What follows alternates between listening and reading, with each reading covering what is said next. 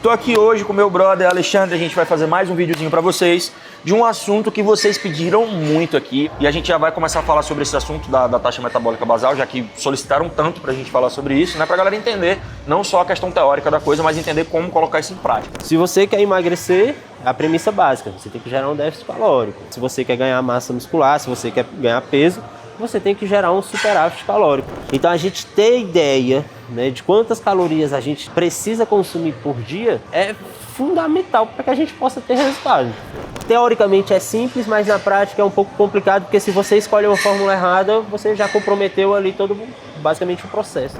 E aí, galerinha do canal da Remy Academy, sejam bem-vindos a mais um vídeo. Tô aqui hoje com meu brother Alexandre, a gente vai fazer mais um videozinho pra vocês de um assunto que vocês pediram muito aqui. Eu fiz um vídeo falando sobre emagrecimento, né, falando sobre estratégias para emagrecimento e tal. E onde que a gente vai começar a tirar comida, colocar comida, como que a gente vai fazer. Então, a partir desse cálculo de taxa metabólica basal, a gente consegue planejar todo a nossa estrutura de dieta e tudo mais. E eu trouxe ninguém melhor para falar do que isso, do que um nutricionista que eu confio muito, que já trabalha comigo há muito tempo, que está envolvido comigo em alguns projetos, inclusive no Projeto Milenar, que vocês estão acompanhando aqui também, né? Então, Ale, se apresenta um pouco aqui para a galera e a gente já vai começar a falar sobre esse assunto da taxa metabólica basal, já que solicitaram tanto para a gente falar sobre isso, né? Para a galera entender não só a questão teórica da coisa, mas entender como colocar isso em prática, porque não adianta de nada a gente ficar falando um monte de coisa aqui, né, científica e tudo mais, e o pessoal não saber como usar isso na prática mesmo, tá? Então, te dou a palavra aí para você abrir esse vídeo. Então é isso, galera. Meu nome é Alexandre, sou nutricionista esportivo, já trabalho com Raí há algum tempo, né?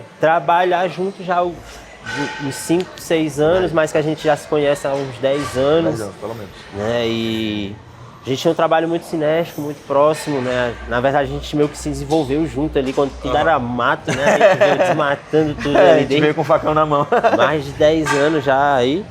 E o Raí me convidou para esse vídeo, para falar um pouquinho exatamente dessa dúvida, que ela é muito comum, né? Aparentemente simples, mas que quando a gente vai colocar em prática, a gente precisa de um pouco de atenção, tá? Porque a gente acaba meio que generalizando, né, algumas fórmulas, já partindo, né, diretamente para o objetivo do vídeo. E isso, sem dúvidas, pode acabar comprometendo todo o trabalho que vai ser feito ali. Né? Porque se a pessoa não calcula certo, não tem como ela fazer. Exatamente. E aí parte daquela conversa que é muito fácil você apontar para o outro e falar, pô, tu não tá fazendo a dieta, tu não tá tendo resultado porque tu não tá fazendo a dieta, né? Só que se você tiver errado já a parte básica da parada, que é exatamente estimar o gasto calórico do paciente, ou até para você que vai fazer para você mesmo, né? Você errar o seu gasto calórico já é o pontapé inicial errado, né? Porque aí quando você for começar o seu trabalho, você pode acabar superestimando ou subestimando o seu gasto, e isso pode fazer com que você vá até mesmo para o resultado oposto do que você tá buscando. Pra galera entender, porque assim, existem pessoas, como a gente trabalha com isso, a gente mexe com isso há muito tempo, estuda com isso há muito tempo, tem coisas que são óbvias na nossa cabeça, mas que para muita gente ainda não é tão óbvio assim, como por exemplo a condição de contar o que você come, saber a quantidade calórica do que você come. A importância disso, porque tipo, a galera pensa, eu vou comer só um brigadeiro, mas pô, um brigadeiro vai ter umas 120 calorias ali, pelo menos, entendeu? Quantidade calórica de pelo menos uns 100 gramas de arroz, entendeu? Então, não vai ter problema, porque é um docinho pequenininho, mas nessa pessoa vai, por não saber, por não ter esse conhecimento, né, ela acha que tá tudo bem. Então explica pra galera o porquê que elas devem contar essa quantidade calórica, a questão mesmo, tipo assim, de entender a necessidade disso, sabe? Porque eu acho que quando as pessoas entendem a necessidade de uma estratégia, elas começam a levar mais a sério. Pronto. É importante de fato, né? Porque assim, quando a gente fala de peso, principalmente, se você quer ganhar peso, se você quer perder, quem vai orquestrar basicamente isso é a quantidade de calorias que você está consumindo, né? Então, se você quer emagrecer, é a premissa básica, você tem que gerar um déficit calórico, tá? Se você quer ganhar massa muscular, se você quer ganhar peso, você tem que gerar um superávit calórico. Então a gente ter ideia, né, de quantas calorias a gente precisa consumir por dia é fundamental para que a gente possa ter resultado. Perfeito. Se a pessoa quiser ganhar peso, ela consome acima, se ela quiser perder peso, ela consome abaixo dessa quantidade. Né? Apesar de que a gente sabe hoje em dia que, por exemplo, é possível haver um ganho de massa muscular mesmo numa restrição calórica, você só vai ter esse ganho de massa muscular de forma maximizada, 100% do que poderia, 100% do que poderia estar sendo ganho, se você estiver com dieta em superávit calórico, por exemplo. Perfeito. Né? Então, o primeiro passo, sem dúvidas, é estimar o gasto calórico daquele paciente. Perfeito. E aí, para estimar esse gasto calórico, existem várias fórmulas para gente fazer isso, mas explica para a galera o porquê que as pessoas precisam entender qual é a fórmula correta para ser utilizada. Pronto. Considerando basicamente o público que a gente tem hoje, né? Emagrecimento, hipertrofia, melhora de composição corporal, eu diria basicamente que a gente tem aí, né, umas 4 fórmulas que ela pode ser utilizada e que dependendo do público vai ter sua fórmula específica, né? Então, por isso que eu disse que teoricamente é simples, mas na prática é um pouco complicado, porque se você escolhe uma fórmula errada, você já comprometeu ali basicamente o processo. Pois então, vamos dar um exemplo. Tipo, a pessoa que ela não tem tanta aderência na academia, ela vai assim umas 2 vezes na semana de forma muito esporádica, quando dá na telha, não faz muito cardio. A gente poderia considerar essa pessoa, inclusive, como uma pessoa sedentária, porque, enfim, ela não tem uma frequência na academia, por mais que ela conheça o ambiente. Mas ela não tem engajamento, não passa mais do que 2 meses fazendo o direito que tem que ser feito. Então a gente pode considerar essa pessoa como praticamente uma pessoa sedentária. Só que é uma pessoa que não tem uma quantidade de gordura muito alta, nem uma quantidade de massa muscular muito alta também. Entre aspas, normal, porque enfim não é normal, isso não existe. Mas o eutrófico é o médio, né? O indivíduo médio. É o indivíduo que não tem nem uma quantidade de gordura nem muito alta, nem muito baixa, uma quantidade de massa muscular nem muito alta, nem muito baixa, não treina muito, não está tão engajado com isso. Então, para esse público específico, qual seria a fórmula principal para ser utilizada? Para essa galera, a gente utiliza bastante a Harris, né? Que ela é a mais comumente né, utilizada, é a mais conhecida, tá? E é por isso que é o grande problema, porque a galera generaliza, né? Então acaba usando Harris para todo tipo de público, né? Então, para esse público, a gente usa uma Harris, ela vai ter um nível de precisão ali, de fidedignidade um pouco maior, realmente, né? Mas se a gente pegar uma Harris e, por exemplo, adicionar e aplicar num público obeso, ou num praticante já mais fisicamente ativo, que já é mais experiente, que tem um nível de condicionamento melhor, ela pode acabar subestimando, né, o gasto calórico daquele paciente. E aí é como eu falei, se tu quer ganhar massa muscular, tu vai estimar uma quantidade de calorias inferior, em tese, ao que precisaria, né? E isso pode acabar atrapalhando um pouco o resultado. E até mesmo no emagrecimento, né? Subestimaria a quantidade calórica, a pessoa comeria mais do que ela precisa, né? Exatamente. Então para você que está dentro desse processo ali de começar a fazer a musculação, que ainda não tem uma frequência muito grande, pare e pense assim, nos últimos 2 meses eu consegui ir mais do que 3 vezes por semana sem falhar? Se a resposta for não, você está dentro desse público, tá? É um público que ainda não conseguiu manter uma frequência muito boa, que ainda faz meio que na obrigação ali, que não tem um prazer por fazer isso. Não tem um percentual de gordura tão alto, mas que também não tem um percentual de massa muscular muito alto, tá? Então é uma pessoa eutrófica, uma pessoa que não tem uma estética que desfavorece ela, mas é uma pessoa que a gente olha e fala assim, não, provavelmente essa pessoa não treina, né? Não tem uma muscularidade ali pra fora, tá? Eu sei que é um pouco até chato ficar falando dessas coisas, parece meio que preconceituoso, tá? Mas a gente tá falando para poder exemplificar para vocês e vocês entenderem bem, né? Porque enfim, essas características físicas precisam ser faladas para que vocês entendam em que grupo vocês estão, tá? E lembrando, isso para visualizar melhor. E lembrando também que aqui na descrição vai ter direitinho, né, as tabelas, os cálculos. A gente não vai ficar falando como fazer esse cálculo, porque enfim, esse cálculo é gigante. Então é muita fórmula, é muita coisa a ser utilizada. Mas eu vou deixar aqui os links para vocês calcularem, né? Para vocês clicarem lá e simplesmente colocarem os dados que são pedidos e você fazer esse cálculo de taxa metabólica basal de acordo com a fórmula que ele vai indicar, né? E aí, beleza, você que está nesse período, está nessa galera eutrófica, sem uma atividade de treino muito grande, Harris Benedict. Para a galera que também não tem uma aderência muito grande na atividade física, não treina muito bem, não faz cardio muito bem, mas que tem um percentual de gordura maior, que estaria já ali, quando vai medir o IMC, né, já está ali entre sobrepeso e obesidade. Para essa galera, qual seria a fórmula principal? Pronto. E aí o que observou foi exatamente isso. O Harris estava sendo generalizado, sendo utilizado nesse público obeso. Para todo mundo, na verdade. Né? E estava subestimando, né? Ou seja, estava estimando a quantidade de calorias que não condizia com a situação, com a condição física daquele indivíduo, né? Então, por esse motivo, veio a necessidade de criar outras fórmulas para tentar chegar um pouco mais próximo desse público, né, e conseguir ter uma estimativa mais precisa. Porque quando a gente fala de estimativa, gente, essas fórmulas, elas não são precisas, né, elas são estimativas. Então, de qualquer forma, por mais que você esteja utilizando a forma certa para o público certo, né, é importante entender que ela não vai ser um resultado preciso, 100%. E tem vários pontos de erro aí na questão da fórmula, porque, por exemplo, a pessoa pode errar não a estimativa da fórmula em si, mas a estimativa do fator de atividade, por exemplo. Exato. Então, se ela errar nisso aí, ela também não vai comer a quantidade correta.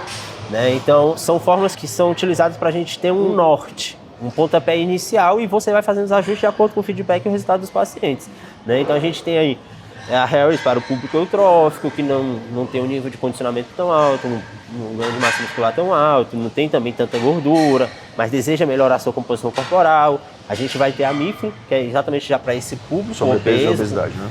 Que tem um sobrepeso, que tem uma obesidade, então a gente vai ter um nível de fidedignidade um pouco maior, né? E a gente tem também o público atlético, né, digamos assim, que tem um nível de condicionamento melhor, percentual de gordura mais controlado, um volume muscular mais desenvolvido, já tem um nível de atividade física mais... E que assim, para essa pessoa chegar nesse padrão de estética, ela necessariamente tem que ter uma rotina bem adequada aqui na musculação, não tem como. A pessoa pode ter a melhor genética do mundo, mas sem estimular ela não vai... Certeza. Ela pode ser eutrófica e na hora que começar a treinar virar um monstro, mas ela nunca seria, tipo assim, uma pessoa que você olha e não dá nada. É meio que obrigatório que ela precise ter essa frequência no treinamento, na dieta, para entrar dentro desse tipo de cálculo, né? Com certeza.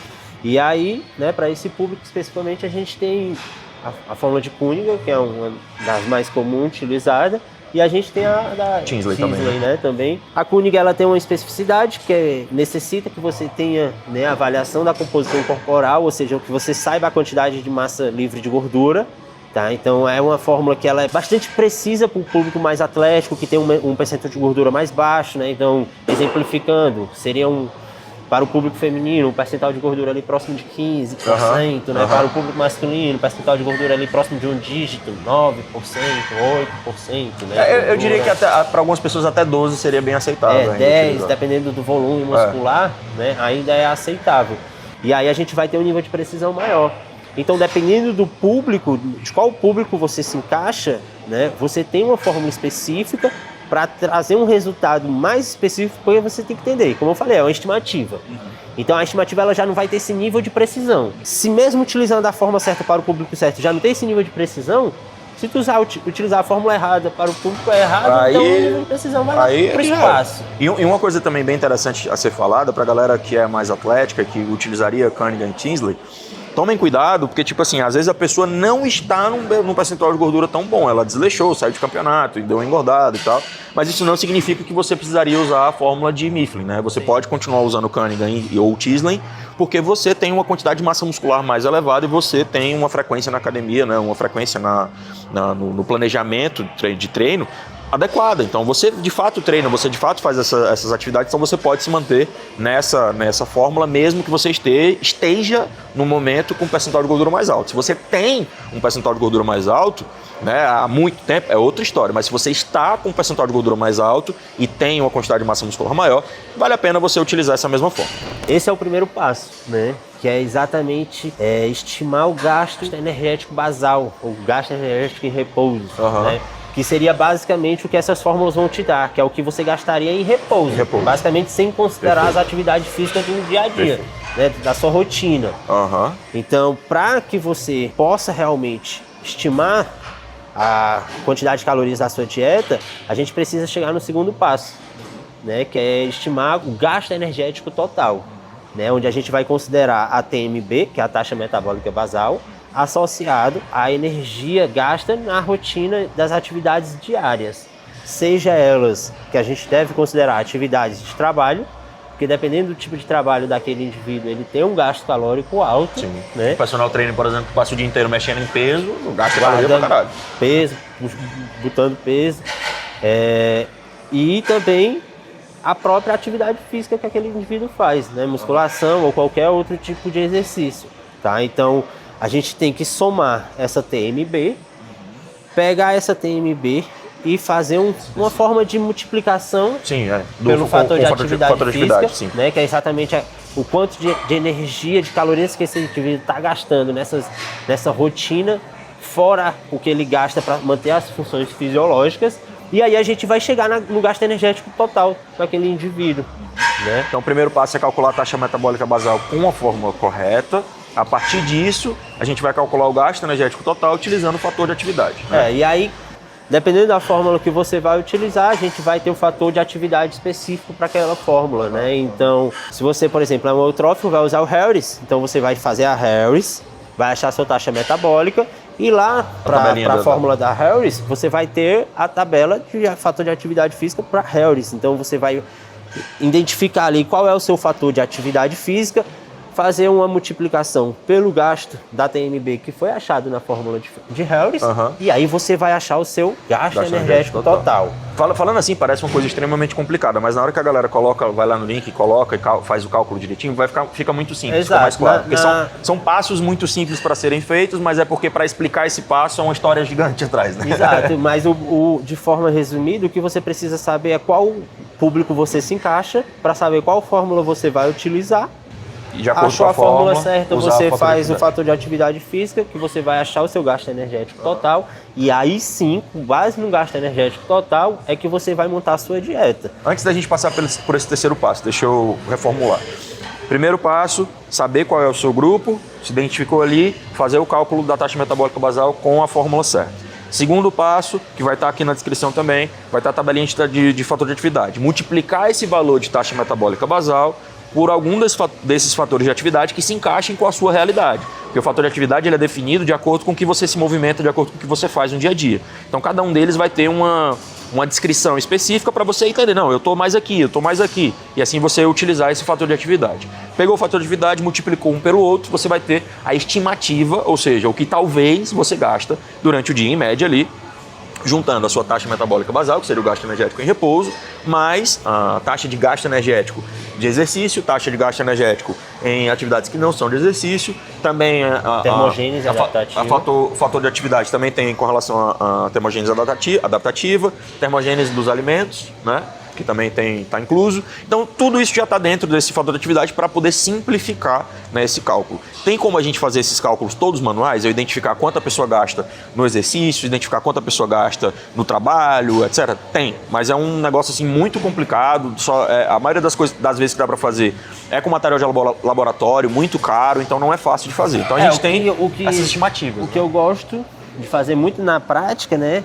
Já falando um pouquinho da minha prática, é exatamente achar a TMB do paciente através da fórmula, tá? Considerar o fator de atividade física dele de acordo com as atividades que não são de treino, né? Só de trabalho. Eu já fiz muito isso também. Né? Para achar o que seria esse gasto calórico e junto somar, fazer, ou seja, se esse indivíduo ele treina musculação 1 hora, qual é o nível de intensidade e aí achar o MIT daquela atividade e aí sim associar, né, ao que foi achado ali, sem considerar o treino. Né? Então, perfeito. Eu já fiz isso um tempo também. Eu gosto de trabalhar um pouco dessa forma separada, específico para o treino, né? Achar esse MIT isoladamente e junto a somar, lógico, com o fator de atividade física, considerando a prática de trabalho, rotina de casa, né, do dia a dia do indivíduo, sem considerar o treino. O que ele está falando é basicamente assim, tipo, ele identifica com o fator de atividade a movimentação do dia a dia, mas o treino ele calcula separado para ele entender basicamente como é. Dá mais trabalho, né, fazer manual, mas você acaba tendo uma especificidade maior, né? Quem consegue fazer isso são uma boa mesmo para fazer. Mas aí vamos lá. Fez o primeiro passo, achou lá a TMB, fez o cálculo do fator de atividade e tudo mais.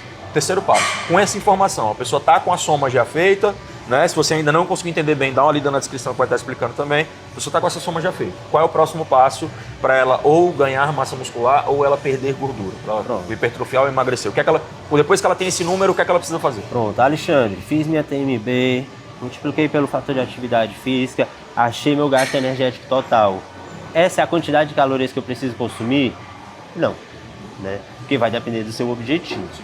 E o seu objetivo vai depender da sua composição corporal, já começa aí, né? Então, se o seu objetivo é hipertrofia, a gente está falando de um processo anabólico, ou seja, consome energia.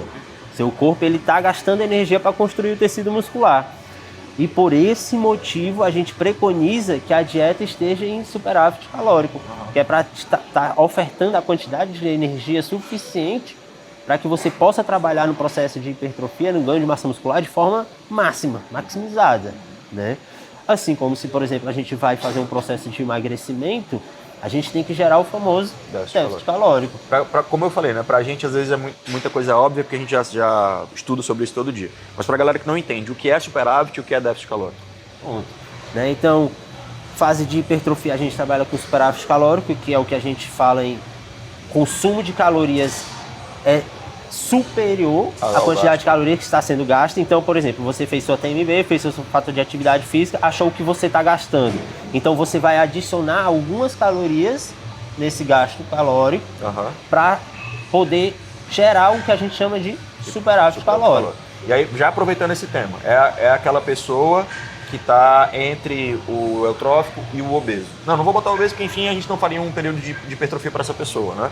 Mas vamos colocar o eutrófico lá. Quantas calorias esse indivíduo deveria começar no superávit? Qual é a quantidade ideal para ele começar, assim, comendo, para poder ganhar massa muscular? Pronto, aí achou o gasto calórico, vou iniciar um processo de hipertrofia, Alexandre. Como é que tem que ser a dieta? A gente tem que gerar esse superávit, né? Ou seja, você tem que consumir mais calorias do que você está gastando. Então você achou lá o seu gasto calórico, você vai adicionar calorias ali. Quanto? Para esse indivíduo que está começando, a gente poderia dizer, considerando, eu gosto de distinguir para basicamente os dois públicos, feminino e masculino, né? Então, para homens, a gente trabalha com um superávit calórico que pode ser de 300 calorias até 1.000 calorias. E a gente, para meninas, pode ter um superávit calórico que vai girar ali de 200, 150 calorias, 200 calorias, até 600, 700 calorias. Então, para as mulheres, você passa um pouco menos, né? Isso, né? A gente tem um superávit calórico um pouco mais controlado, digamos assim.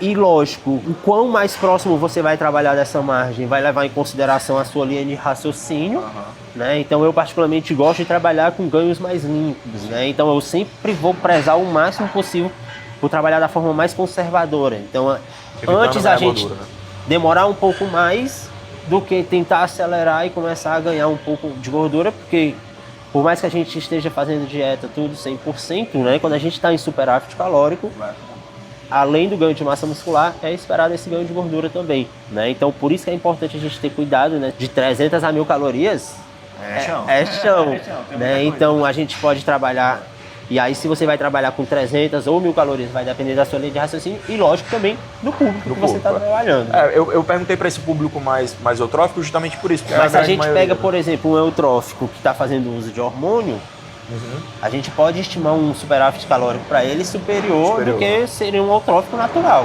digamos assim. E agora para o contrário, se a pessoa quer emagrecer, quantas calorias ela precisa retirar? Segue essa mesma lógica? Mesma linha de raciocínio, né? Homens, 300 a 1.000? A gente pode considerar até a mesma referência, né? De 300 a 1.000 calorias. E déficit para homens e 150 a 600 para mulher. Porque se for falar especificamente o motivo de você trabalhar com 300 ou 1.000 calorias vai estender demais um pouco. Não, e às vezes, cara, para ser muito sincero também, tipo, é muito de olho. Quanto a pessoa suporta de superávit calórico e tal. Tem algumas meninas que você bota 150, bicho, já ganha um peso danado, né? Por exemplo, a gente pode trabalhar com déficit calórico de 300 calorias pro cara, beleza. Mas 300 calorias pode ser pouco, assim como pode ser muito. Porque eu tenho que considerar assim, ó, se eu vou começar uma fase de emagrecimento, é porque aquele indivíduo está com percentual de gordura alto. Se ele está alto, é porque ele já estava no superávit calórico. Então, para tu entrar no déficit calórico, tu vai ter que tirar o superávit e mais o déficit. Então, se aquele indivíduo estava no superávit calórico muito alto, a gente às vezes está falando de tirar 1.000 calorias, 1.500 calorias para ele entrar no déficit calórico de 300 calorias. Então, se eu jogo mais um déficit de 1.000, não estou só tirando 1.000, eu estou tirando 2.500 calorias daquele indivíduo. Então, a taxa de adesão dele... muito provavelmente ele vai tirar pela metade a comida dele. Exato. Então, ele pode sentir um pouco mais nessa dificuldade. Assim como, por exemplo, se eu estou trabalhando com uma pessoa que está fazendo uso de hormônio, a gente pode esticar um pouco mais, porque não vai comprometer tanto a sua massa muscular. Entendeu? É porque a gente tem essa limitação no superávit calórico para evitar o ganho de gordura excessivo e a gente tem essa limitação no déficit calórico para evitar também a perda de massa muscular excessiva. Eu vou até falar um dadozinho mais técnico aqui para vocês, para dar uma pitadinha de nerdice aqui no vídeo, né? Que quando a gente está consumindo, pessoal, uma quantidade abaixo de 17 calorias por quilo de peso, né? Que no caso uma pessoa de 100 quilos, se ela consumir abaixo de 1.700 calorias, por exemplo, ela começa a aumentar alguns fatores de transcrição, tá? E esses fatores de transcrição, eles fazem com que a nossa musculatura ela comece a se degradar para poder gerar energia, porque a nossa quantidade de energia está muito baixa. Então a gente começa a utilizar a proteína muscular. Por mais que você tenha gordura para queimar, por mais que você tenha gordura para queimar, a gente começa a utilizar também a proteína muscular, tá? Então isso é muito importante a gente ter em mente para não acabar acontecendo o que ele falou, tipo, eu vou tirar 1.000 calorias e botar 1.000 calorias de déficit ali no começo. Para acelerar o processo, você pode acabar piorando. E existe também aquelas pessoas que isso pode ser válido, né? Que é o que a gente vai falar agora, como por exemplo, eu perguntei só dos eutrófitos, mas do obeso é diferente, né? A quantidade de déficit calórico. Não vou falar de superávit calórico, porque assim, enfim, tá obeso, a gente vai fazer cut, né? Então, se está com sobrepeso ou obesidade, a gente vai fazer um processo de emagrecimento. E aí, esse déficit calórico para essa pessoa, ele segue o mesmo padrão ou é diferente? Aí a gente já trabalha com a referência mais próxima do quadrante superior, né? De 500 calorias para cima. Porque nesse indivíduo a gente tem que prezar pelo resultado. Né? E tem uma outra coisa importante também, que os obesos normalmente têm uma proteção da massa muscular maior por conta do tecido adiposo, né? Quanto menos tecido adiposo, mais prejudica a massa muscular. Para um obeso, cara, se tu tirar 1.000 calorias, 1.500 calorias dele, ele não vai sentir tanto, porque como vai haver a mudança na qualidade nutricional dos alimentos, vai comer muito mais. Ele vai comer mais. Então ele pode tirar um pouco mais de calorias e ele não sentir tanto esse baque, porque às vezes, na verdade, ele vai relatar que Alexandre, cara, eu tô comendo mais, será que eu vou emagrecer mesmo? Mas é porque a percepção dele de volume de comida tá alterada exatamente porque ele é acostumado a comer alimentos com uma densidade calórica muito alta. Um brigadeiro desse tamanho com 150 calorias, um prato desse tamanho de arroz e feijão tem 100. Tipo isso, né? Então, para ele, a gente pode trabalhar com esse déficit calórico mais alto, porque ele não vai ter essa dificuldade, pelo menos inicialmente, na adesão, né? E como ele tem um percentual de gordura mais alto, uma quantidade de gordura realmente um pouco mais elevada, né? A gente tem um efeito poupador de massa muscular, um limiar maior, né? Quando comparado a um público que já está ali com a reserva energética já um pouco mais limitada, né? Então, o seu corpo ele já começa a entrar em estado realmente de alerta, né? E nesse público que tem um percentual de gordura maior, digamos que o seu corpo ele entende que sua reserva energética ele ainda tá alta, dá pra gente aguentar um pouquinho o baque, mas que naturalmente é um público que quando perder uma certa quantidade de gordura vai entrar no público eutrófico. Sim. E aí necessariamente a gente vai mudando a linha. Dificuldades também. Aí a gente vai mudando a linha de raciocínio para o público eutrófico. Uma boa, por exemplo, essa pessoa era obesa e ela se tornou um eutrófico. Então a gente tem que mudar o cálculo de novo, né? E aí de eutrófico se tornou uma pessoa treinada, muda novamente o cálculo. Não necessariamente mudar o cálculo, mas o raciocínio e acompanhando a evolução do paciente. Porque na verdade se já está com você há tanto tempo, você já tem esse feeling. Isso, você já tem o aporte calórico dele. Pronto. Né? Então, uma coisa que é pra galera também saber, porque tipo assim, quando a gente tá trabalhando com um nutricionista que já tem experiência nesse assunto, ele faz o primeiro cálculo e ele vai avaliando aquilo ali depois. Chega um tempo que você não precisa mais ficar refazendo o cálculo, você já sabe. Terminei a fase de emagrecimento, agora eu vou fazer um novo cálculo para a fase de hipertrofia. Isso, não, você vai usar o que você já estava fazendo. O que você já estava fazendo, e como a fase de hipertrofia você tem que gerar um superávit calórico, você vai saindo do déficit calórico, adicionando calorias com base no que você já estava consumindo. Uma forma que eu utilizo, né, para fazer isso, tipo assim, a pessoa estava em déficit calórico, estava perdendo peso. Eu vejo mais ou menos quanto de peso ela perdeu por semana e eu vou adicionando novamente a quantidade calórica até eu ver que o peso estabilizou. Isso. Estabilizou, eu sei que ela está no isocalórico dela, ou seja, ela está comendo a mesma quantidade que ela está gastando. Dali para cima é superávit, daqui para baixo é déficit. Isso. Então eu não preciso fazer cálculo de novo, eu simplesmente vou adicionando pouco. Até porque se você for refazer o cálculo, você pode acabar superestimando. De novo, né? Porque, por exemplo, a pessoa estava num processo de emagrecimento, então necessariamente ela tinha que estar em déficit calórico. Então ela termina um processo de emagrecimento lá comendo 1.500, 1.600 calorias, tu refaz o cálculo calórico e estima ali que o superávit calórico dela, ela vai precisar comer umas 2.200, 2.500 calorias, né? E aí o que é que acontece? A pessoa da noite pro dia aumenta 1.000 calorias. 1.000 calorias. Né? Só que aí também é outro assunto. Se vocês quiserem mais saber sobre esses detalhes, assim, mandem mais mensagem aqui que eu trago esse homem de novo pra cá pra gente poder conversar mais. Mas então, vamos lá, pra gente poder finalizar o vídeo. Primeiro passo, saber quem você é, saber qual é o seu grupo, né? Entrar nesse grupo e fazer a taxa metabólica. Taxa metabólica basal. Segundo passo, calcula o fator de atividade. Multiplica a taxa metabólica basal. O gasto energético total. Isso. Né? Taxa metabólica é uma coisa e gasto energético total é outra. Taxa metabólica basal é o que você gasta para passar o dia inteiro fazendo somente o necessário. E não é o necessário da sua vida, é o necessário passar o dia deitado, respirando. É só isso, tá? E esse gasto energético total vai ser o somatório, né, do que você gasta de energia pelo seu dia com essa taxa metabólica basal, que é calculado com o fator de atividade. Então você multiplica um pelo outro, a taxa metabólica basal pelo fator de atividade, você vai ter o gasto energético total. E o terceiro passo é, se você está querendo ganhar massa muscular, o VET, né? Achar o valor energético total. Que aí seria a quantidade que você vai consumir de calorias. Na dieta, né? E aí o VET vai ser o quê? Se você quer ganhar peso, você vai subir ali, né? Vou usar todas as zonas que a gente trabalhou, de 200 a 1000 calorias, né? Vai depender se você é homem, se você é mulher, se você é eutrófico, se é obeso, se tem massa muscular, se os hormônios, nível de usa, treinamento. tem todas essas questões que a gente explicou aqui, certo? Então achou isso aí, se você quer ganhar peso, sobe 200 a 1000. Se você quer perder peso, desce de 200 a 1000 de acordo com aquele valor do gasto energético total, né? Então o gasto energético total, as mesmas considerações, física, uso de hormônio, percentual de gordura. Mesma coisa, então daqui pra frente você vai ter a quantidade calórica correta ali para poder fazer a sua dieta, e daqui pra frente não só isso, você entendeu o porquê que a gente precisa calcular, não é porque a galera fica achando que é bobagem, que é coisa de nutricionista frufru, que não sei o que, mas não, é necessário, não tem como a gente saber a base calórica ali sem realmente estar fazendo esse cálculo, beleza? Bom, galera, então é isso. Espero que vocês tenham curtido esse vídeo que eu trouxe aqui o Alexandre para falar com vocês. Espero que vocês tenham conseguido tirar todas as dúvidas. Sigam o Alexandre nas redes sociais, acompanhem o trabalho dele. Como eu falei para vocês, ele trabalha comigo em alguns projetos, está no time Lenar também. Então vai ter o link aqui para vocês na descrição também, para você dar uma olhada, ver se você não se interessa em ter uma consultoria adequada de treinamento e dieta, tá? Então a gente vai estar lá para poder ajudar você. Cara, obrigado mais uma vez por estar aqui nesse vídeo comigo. Então vamos ver o que a galera tem de dúvida. Caso tenham mais dúvidas, mandem aqui que a gente vai trazer mais vídeo pra vocês. Quem sabe faz uma live, faz uma coisa assim. Beleza? Tamo junto, galera. Até o próximo vídeo. Valeu.